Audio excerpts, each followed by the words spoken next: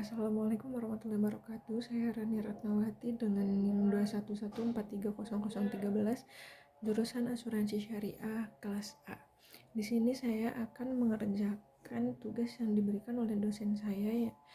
Yang pertama yaitu diketahui data keuangan PT Salman sebagai berikut. Rasio hutang jangka panjang terhadap modal sendiri yaitu 50%, aset turnover yaitu 2,5 kali, periode pengumpulan piutang 18 hari, perputaran persediaan 9 kali, gross profit margin 10%, acid test ratio 100%. Selanjutnya yaitu di sini saya disuruh melengkapi neraca dari PT Salman berdasarkan data keuangan di atas ini. Yang pertama saya akan mencari hutang jangka panjangnya terlebih dahulu.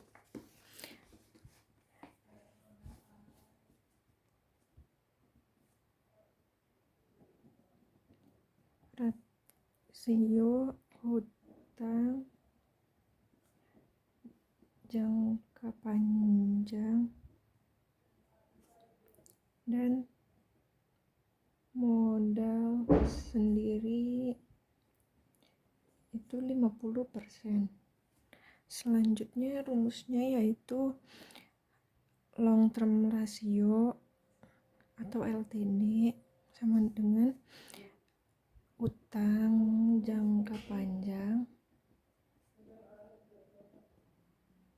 dibagi dengan total aset.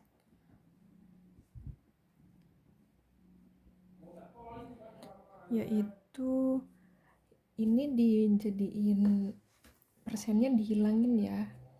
Jadi 0,5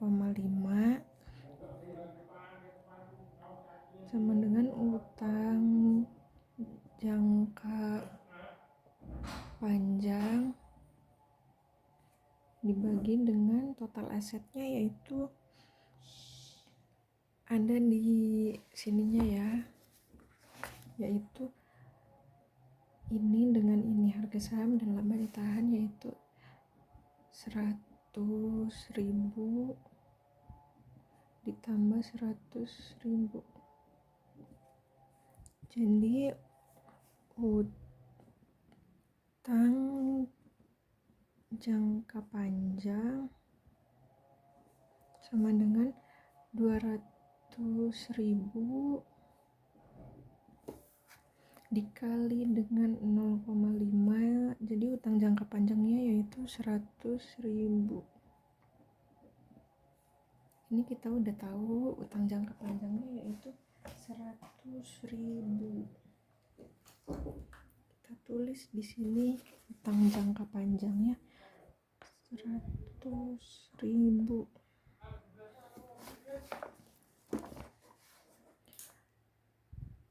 Selanjutnya yaitu kita akan membahas aset turnover yaitu 2,5 kali.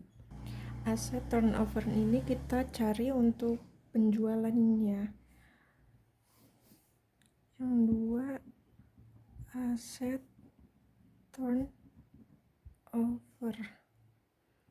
sebanyak 2,5 kali. Selanjutnya yaitu rumusnya aset turnover sama dengan penjualan dibagi dengan total aktiva, yaitu 2,5 sama dengan penjualan dibagi dengan 400.000. 400.000 itu dari sini ya.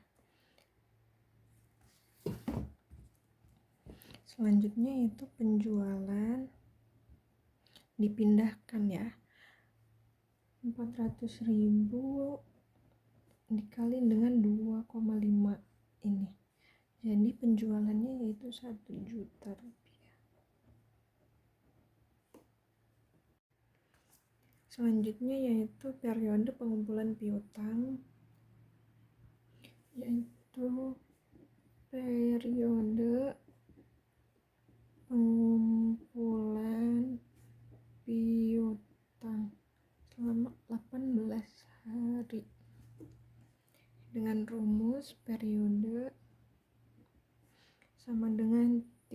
hari dibagi dengan sales to receivable. Periode 18 sama dengan 365 dibagi sales to receivable. Ini kita pindahkan ya, sales to receivable sama dengan 365 hari itu dibagi dengan 18, yaitu 20,28. Jadi sales to receivable-nya 20,28. Maka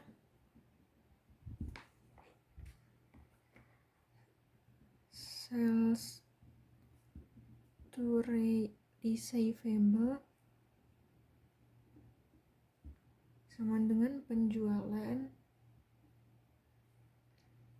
Ini untuk mencari piutang dagangnya ya, dibagi dengan piutang dagang.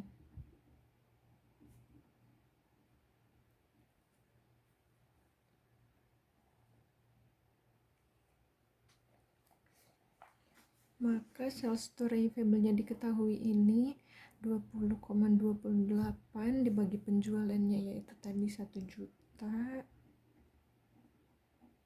dibagi dengan piutang dagang. Ini kita pindahkan piutang dagang sama dengan 1 juta dibagi dengan 20,28, yaitu hasilnya 49.310.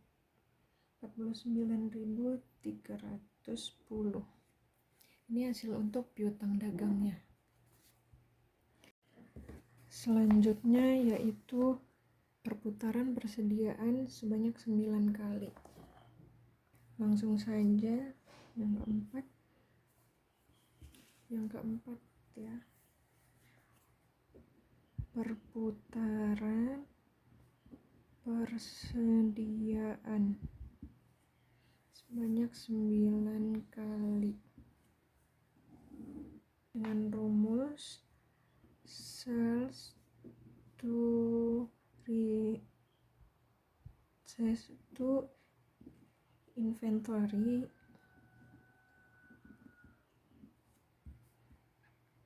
sama dengan penjualan dibagi dengan total persediaan.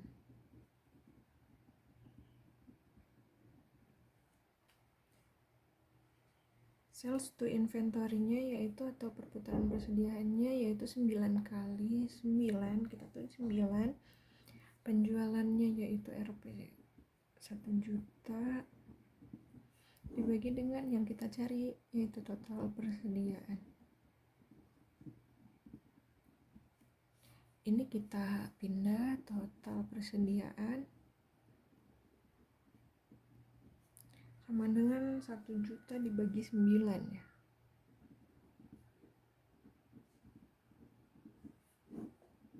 Sama dengan 111.111 rupiah. Selanjutnya yaitu gross profit margin sebesar 10%. Langsung saja yang kelima,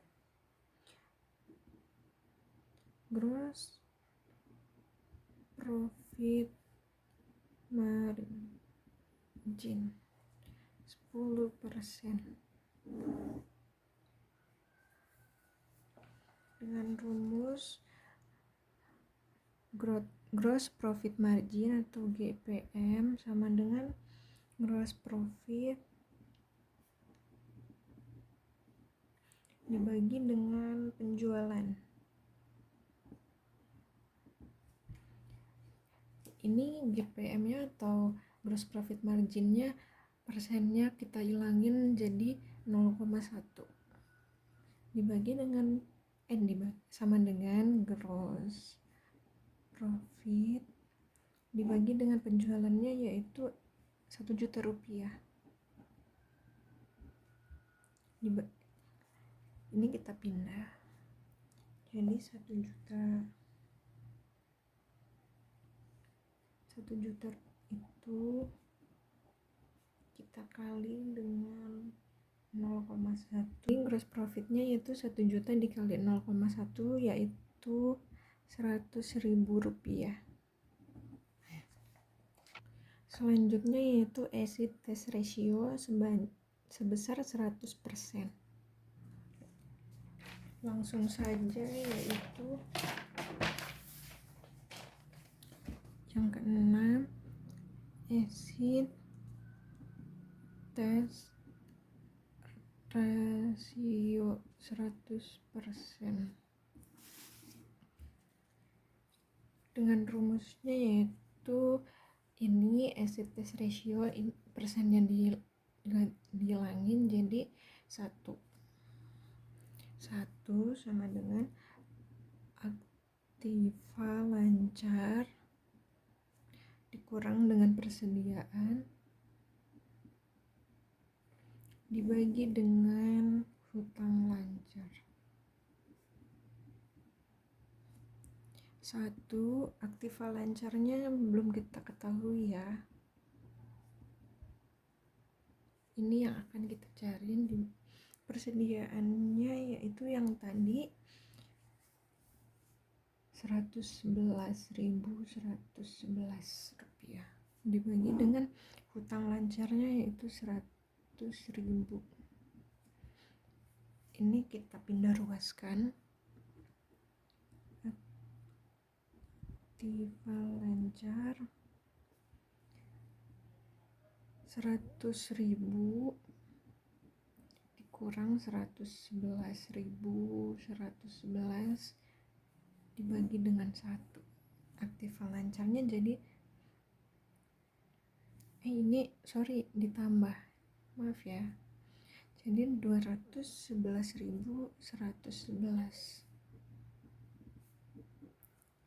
Selanjutnya yaitu kas itu utang jangka panjang dikurangi dengan piutang dagang. Tadi kan utang jangka panjangnya 100.000 dikurangi dengan ini, jadi kasnya yaitu 50.690. Selanjutnya yaitu piutangnya yaitu ini 49.310 rupiah. Selanjutnya yaitu persediaan yang tadi kita hitung, ini total persediaannya yaitu 111.111 rupiah. Selanjutnya yaitu aktiva tetap itu dari total aktiva yaitu 400.000, piutang total utang dan modalnya yaitu sama 400.000 rupiah. Jadi ini dikurangi dengan ini, dikurangi dengan ini, dikurangi dengan ini, yaitu 188.889 rupiah. Jadi ini sudah selesai semuanya ya, ini hasilnya. Selanjutnya kita akan membahas soal nomor selanjutnya, yaitu yang kedua, kita disuruh menggunakan rasio minimal 2 rasio ya, yaitu soalnya berdasarkan laporan keuangan berikut ini, hitunglah minimal menggunakan 2 jenis rasio likuiditas, solvabilitas, aktivitas, dan probabilitas untuk tahun 2019, yaitu untuk nama perusahaannya Ganesha INC dengan tahun 2018 dan 2009 balance sheet-nya sebagai berikut ini ya. Selanjutnya kita akan menggunakan rasio likuiditas dengan rasio profitabilitas. Selanjutnya saya akan menggunakan rasio likuiditas dari data keuangan yang tadi dengan rumus yang current ratio atau rasio lancarnya,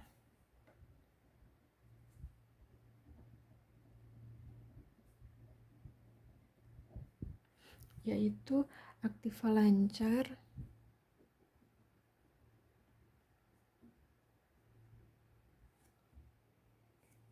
dibagi dengan hutang lancar, yaitu aktiva lancarnya 1390 dibagi dengan 1050, yaitu 1,32 kali. Dengan quick rasionya yaitu aktiva lancar dikurang persediaan dibagi dengan hutang lancar, yaitu 1390 dikurang dengan 800 dibagi dengan 1050 sama dengan 0,56 kali. Sebelumnya yaitu rasio likuiditas bertujuan untuk mengukur kemampuan perusahaan membayar kewajiban yang segera jatuh tempo atau pada saat ditagih.